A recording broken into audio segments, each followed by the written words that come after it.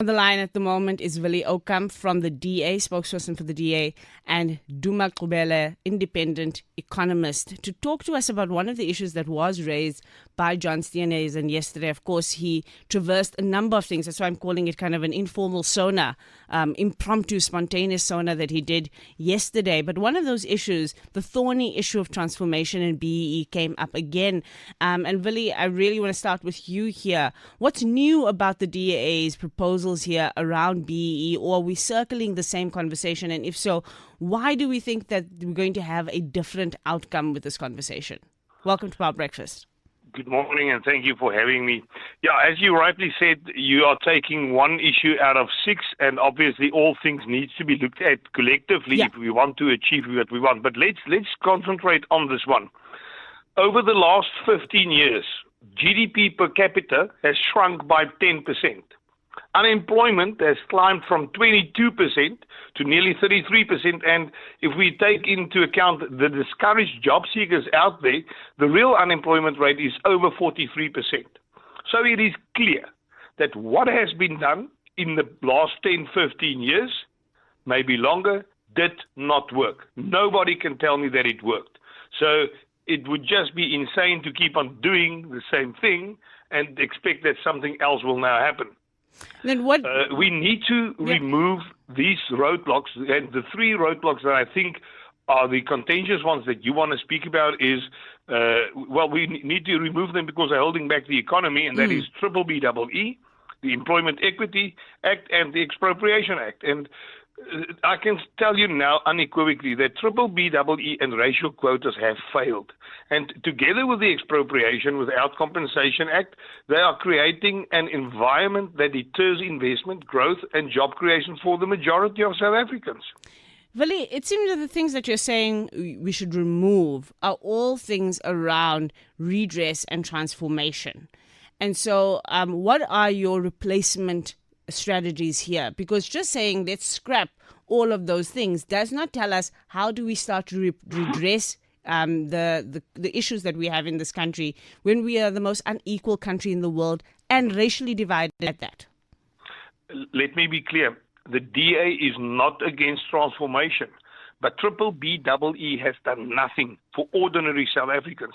The only way South Africa will transform is through fair, inclusive alternatives that can help lift poor South Africans out of poverty and onto the social mobility ladder.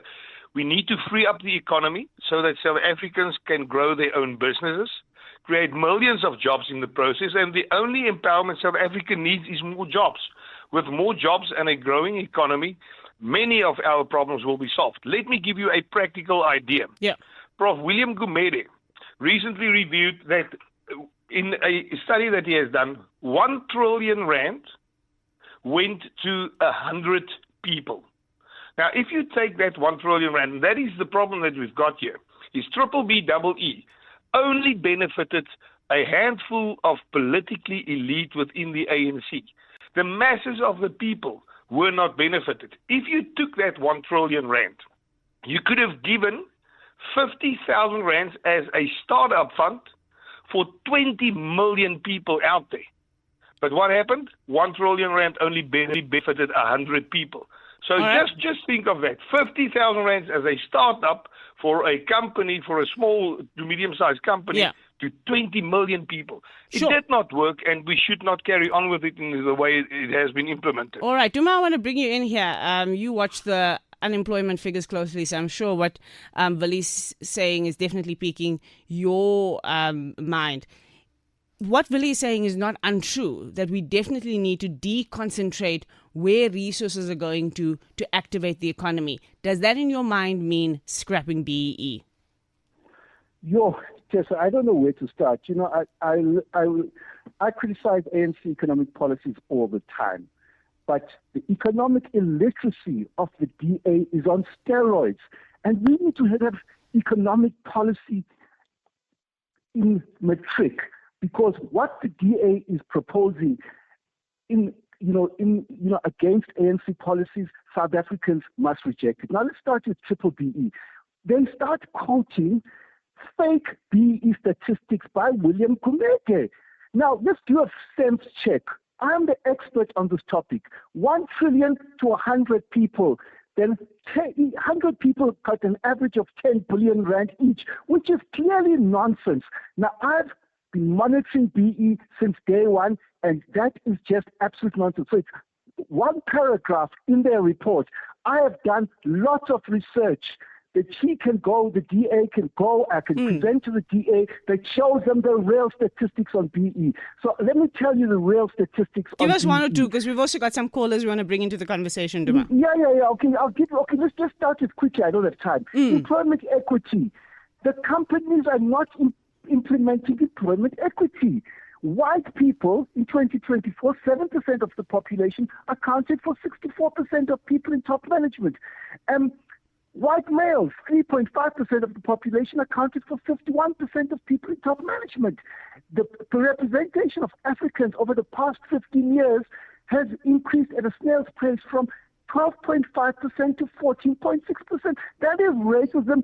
I argue with all BMF presidents that I don't agree with what we're doing. We need bloody quotas because we're dealing with racism. And for the DA to say that we need merit-based policies, it is racist. It implies that black people can't occupy these positions. What logic is there in having white males occupy all the positions in top management? That is nonsense. The DA is opposed to everything that black people support. The DA really is, I don't know, it's just a pathetic little party, just like worse than the ANC, actually. Thank you. So, Duma, the core of your argument here is that BE is not being implemented by the private sector, and therefore we're seeing this concentration that Wille is suggesting here as well. So that's in the conversation as well. Hamlet from Pretoria, I want to bring you into the conversation as well. Welcome to Power Breakfast.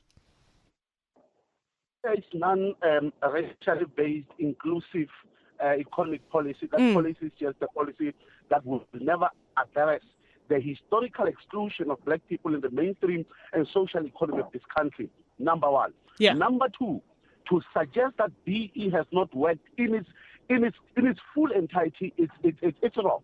I know and I can agree that there could be a lot of improvements in BE so that it can be broadened even more.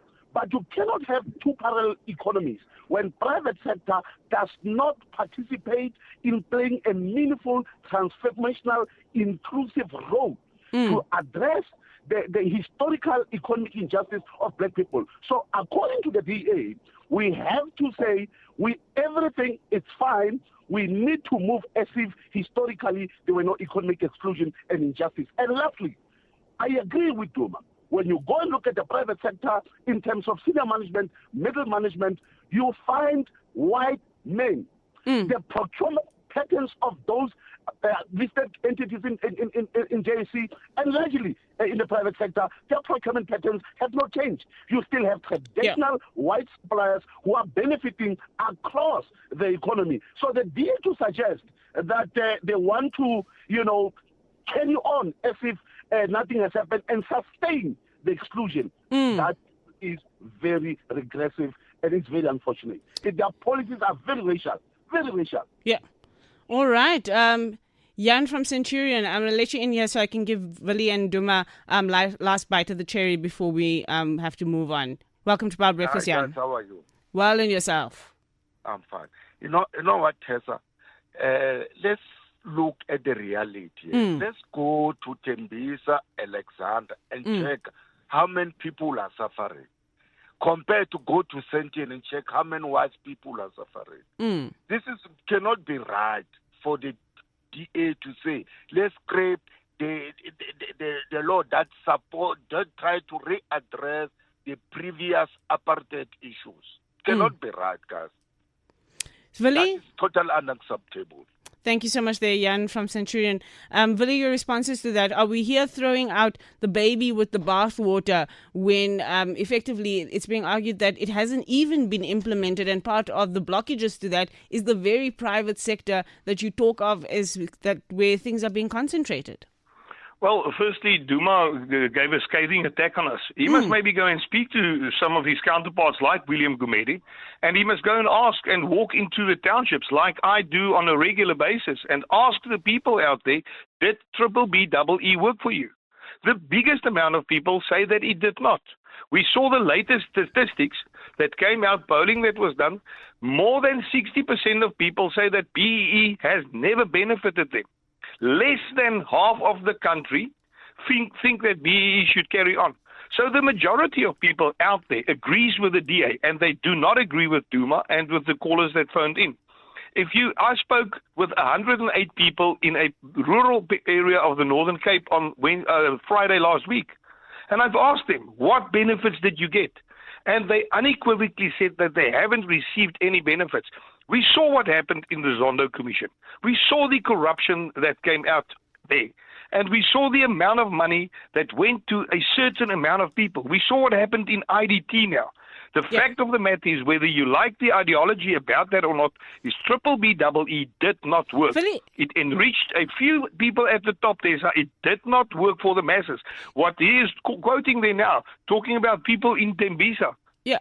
Why are the people still unemployed? Why are the people not empowered? Because BBBEE did not work. Now we must get the economy to grow, and to grow the economy and to create jobs, we need to remove all these obstacles that's standing in the way, and one is blind if you cannot see that. To push ideology instead of pushing job creation is the biggest mistake, and it will hamper our economy. Wille, I want to get a small quick one in with you before I go to Duma to close off. Aren't we conflating corruption here with BEE policies in principle? So the idea that BEE is not being fully implemented and that there's corruption that might be hampering it, are we not conflating those things? Just like a quick one on that one, because I just not at all. Not at all. It went hand in hand. We saw that the individuals that got benefited in a lot of cases through corruption, they got benefited again and again and again. Right. So that is why you've got such a small amount of people that really benefited out of it. But it's not corruption only. It is the fact that it did not go broad enough. You had to be politically connected before you could get a benefit out of it. Cool. And even without corruption, it's the politically connected and not the masses of our people out there that got benefited out of this. All right. Wille Aucamp from Centurion, I want you to come in quickly before I ask Duma just to close off. Morning, Tessa. Morning. I want to disagree with the guy from DA. I haven't read that document, but based on his presentation, clearly DA has a very narrow view of BBBEE. For them, BBBEE is all about preferential procurement. And it's bigger than that. It's bigger than that. Not all black people want to be business people. Yeah. Not all black people will benefit from that. Yeah. And his examples are solely on preferential procurement. Got you. Government actually needs private sector to come in and do it and make a difference. We're talking about employment equity. These white-owned companies, they're still refusing to have black people in the top management. Yeah. We are talking about training. We are talking about CSI. We support white businesses, but it's heartbreaking to see white schools being supported by these big businesses. Yeah. This is BEE, and it definitely needs private sector to come on board. Love that. Thank you so much there, Wille Aucamp from Centurion, for your view. Duma, you have 30 seconds, last bite of the cherry. So sorry for coming back to you so late. No problem. The DA, if they want to be credible, they must stop citing fake statistics by Professor Wille Aucamp. I am the expert on this topic. They must read what I have said. First of all, this thing of politically connected, my research shows that is not true. It was the case in the past where Tokyo and Cyril got shares, but it is no longer the case. The overwhelming majority of black ownership on the JSE is broad-based ownership schemes. There is now 30 what I call the super league of black companies. Yeah. 30 companies, not individuals, that are worth more than 1 billion rand. And number one is Seriti Resources. This is about worth 60 billion rand. Sure. Seriti Resources was created out of the there was no, how can I put it? I don't know how to say it. There are no politicians there. Royal Bafokeng Holdings and 56 billion rand. It is not a politically connected company. And I can go on and on. But I'm going to have to wrap it up there, Duma. But point made. Thank you so much, Wille Aucamp, from the DA there, giving the views that were shared around BEE yesterday by DA leader John Steenhuisen and, of course, Duma Gqubule as well, independent political analyst.